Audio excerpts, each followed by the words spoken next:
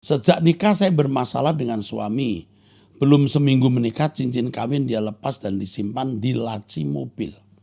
Pas bulan madu pun dia ditelepon wanita di depan saya. Kami sering cekcok karena hal itu, bahkan saya ditegur wanita. Bahkan saya diteror wanita telepon ke kantor saya kalau dia mengaku pacar suami saya. 4 bulan menikah saya dikembalikan ke orang tua saya. Saya tetap bertahan karena saya merasa sudah berjanji di depan Tuhan. Saya takut bercerai. Pernah suami saya minta maaf kalau dia suka ke panti pijit plus-plus. Saat itu dia ikut pria sejati, mungkin terketuk hatinya. Tetapi setelah itu tidak ada perubahan, tetap berselancar kembali. Berselancar kembali, kadang tidak pulang ke rumah. Bahkan pukul saya kalau marah atau KDRT. Berselancar, tapi tidak pulang ke rumah. Ini namanya tidak berselancar, tapi menghilang. Sesakit apapun saya bertahan, tapi ada satu hal yang akhirnya saya tidak sanggup bertahan. Dia tidak mengakui anak bungsu kami kalau anak itu bukan dari darah dagingnya. Dia tidak mau mengaku. Saya minta tes DNA, dia tidak mau. Itu hanya alasan saja. Ya, ini pria jahat. Ini luar biasa nih, yang terakhir ini jahatnya luar biasa. Tidak mengaku anak bungsunya, tes DNA dia tidak mau. Dia hanya menteror istri. Akhirnya suami saya minta cerai, tapi suruh saya mengajukan pengadilan. 16 tahun kami menikah, kami punya 2 anak. Setelah bercerai saya pulang ke rumah orang tua. Anak saya yang ngurus sedikit pun dia tidak membiayai kebutuhan anak. Dia yang mengurus anak. Bahkan lost kontak dengan anak. Anak saya sekarang kepahitan, membenci ayahnya, bahkan ingin menghilangkan nama ayahnya di akte lahir. Saya sudah memberi nasihat pada anak-anak, tapi mereka belum bisa memaafkan ayahnya. Saya bercerai sudah 7 tahun dan saya tidak menikah lagi. Ada satu kejadian anak saya kecelakaan dan harus dioperasi. Saya pikir walau gimana pun dia ayahnya harus tahu. Akhirnya saya menghubungi dia. Singkat cerita, dengan kejadian anak saya sakit, dia sering bertemu saya. Dia minta kembali rujuk dengan saya belum mengiyakan ajakannya. Saya bawa dalam doa untuk keputusan ini. Yang ingin saya tanyakan, apakah saya terima kembali demi anak-anak? Dan apabila saya benar-benar kembali berumah tangga, apakah saya harus diberkati ulang di gereja dan mengurus surat-surat secara negara? Karena sekarang kami bukan suami istri lagi, saya takut berzina hukumnya bila bersama lagi.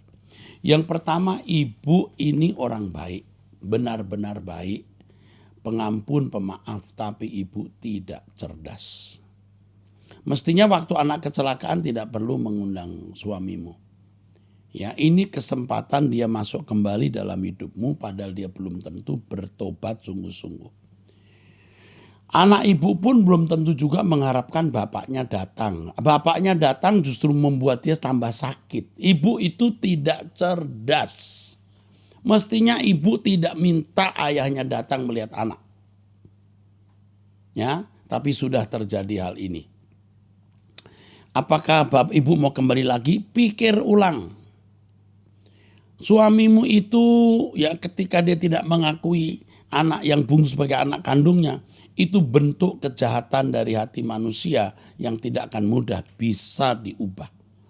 Saya kira ibu jangan menerima dulu, ya baru 7 tahun. 7 tahun setelah dia sana sini, ternyata tidak ada wanita lebih baik dari ibu, dia kembali ke ibu dan mau menikmati kehidupan nyaman. Tapi kalau sudah nyaman dia cari wanita lain, ini bahaya. Ini menyusahkan ibu, ya. Pria semacam ini, pria yang licik, ya, licik, dan sebaiknya biar Tuhan menghajar dia. Mungkin dia sudah kena penyakit, bisa. Kalau sudah ke panti pijit plus-plus, Anda tahu wanita di panti pijit berapa orang satu hari? 2-3 orang, sebulan berapa? Sebulan berapa? 90 orang.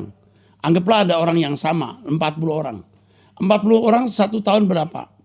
Jangan-jangan dia sudah kena penyakit sipilis, raja singa, atau bahkan HIV. Saya kira ibu harus hati-hati. Ibu jangan berhubungan badan ya, awas loh. Ibu kesepian juga punya masa-masa indah bersama dia, ibu bisa memberi diri. Ingat ya, jangan ya. Kalaupun nanti menikah lagi dia harus periksa dokter. Harus periksa dulu ke dokter. Ingat itu. Jangan ibu kena HIV, kena penyakit kelamin, nanti nular ke anak, nular ke cucu kalau ibu udah punya cucu. Karena saya sudah bertemu beberapa ibu yang kena HIV karena suami nakal. Ingat. Pertanyaan kedua, karena saya yang mengajukan cerai, saya seumur hidup merasa bersalah. You tidak bersalah terhadap anak-anak. Tidak, dia yang mengendaki.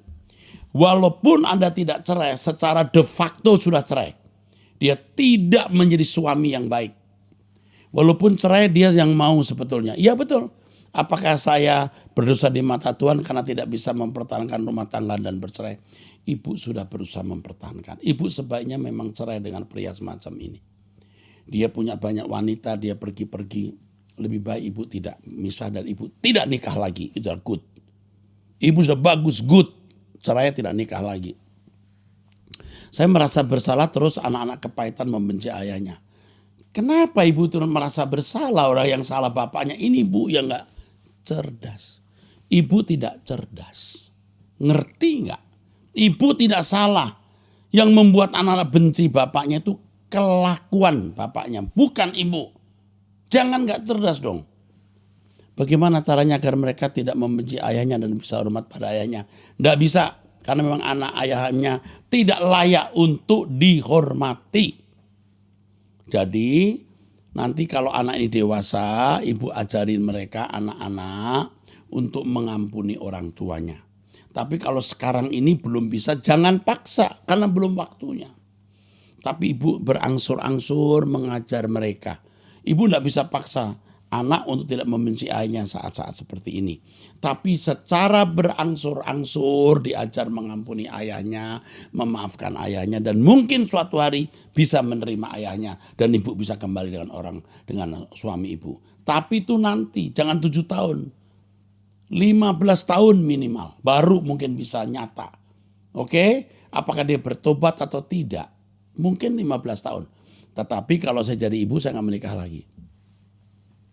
Dia sudah mengambil keputusan dan pilihan. Ya. Sekarang dia tidak pernah ke gereja lagi. Bagaimana caranya agar dia mau ke gereja? Dia ke gereja kalau nggak bertobat ya percuma bu. Ibu memang nggak cerdas memang ini. Saya ajak ke gereja pun tidak mau. Nggak usah diajak ke gereja. Aduh ibu ini, kami tidak tinggal satu kota berjauhan. Apalagi. Kasihan ibu orang baik, pengampun, pemaaf. Tapi ibu tidak cerdas. Ibu ikuti nasihat saya kalau ibu menghargai saya sebagai mentormu, gembala kecilmu ya. Ikuti, lupakan dia, udah lupakan. Urus anak-anak dengan baik. Pria ini bisa lebih kejam dari yang ibu duga. Dia tidak akan pernah bisa hidup dengan wanita manapun. Karena dia akan selalu mengeksploitasi. Dia akan selalu memanfaatkan wanita untuk kesukaan dan kepuasan seks. Dan dia tidak pernah puas dengan satu wanita. Kalau sudah ke panti pijit plus ini orang sudah kayak minum soft drink. Minum soft drink, bisa minum soft drink lagi. Kayak orang makan sambal pedes tapi makan lagi. Namanya ini kapok lombok. Kapok tapi lombok. Lombok, kapok itu tobat tapi lombok. Dia belum bertobat lagi. Aduh masih jauh dari kapok lombok. Bertobat aja belum tuh bener. Ibu kalau nggak dengar nasihat saya akan menyesal. Ibu hidupnya dihancurkan oleh pria ini. Karena pria ini dikuasai kuasa gelap. Oke? Jadi ibu hanya bisa mendoakan dan berharap dia berubah. Tapi tunggu 15 tahun. Berarti Pak umur berapa lagi nih Pak? Ya mungkin ya 57, 58. Dia sudah tergeletak antara hidup dan mati. Mungkin baru pulang. Atau kena stroke ya. Ini Tuhan pasti bertindak kepada pria seperti ini. Bapak-bapak yang ada ikut abam, Anda jangan macam-macam ya. Anda memperlakukan istri sembarangan, Tuhan akan bertindak. Ibu ini berkata demi janji nikah, saya nggak mau cerai. Dia sudah menceraikan Anda bu secara de facto. Secara de jure dia masih suamimu waktu itu ya. Secara de facto dia sudah menceraikan ibu dia dengan perempuan sembarangan. Dia tidak boleh sumpahnya. Dan dia telah membatalkan perkawinan itu dengan cara dia hidup tidak sesuai kehendak Allah.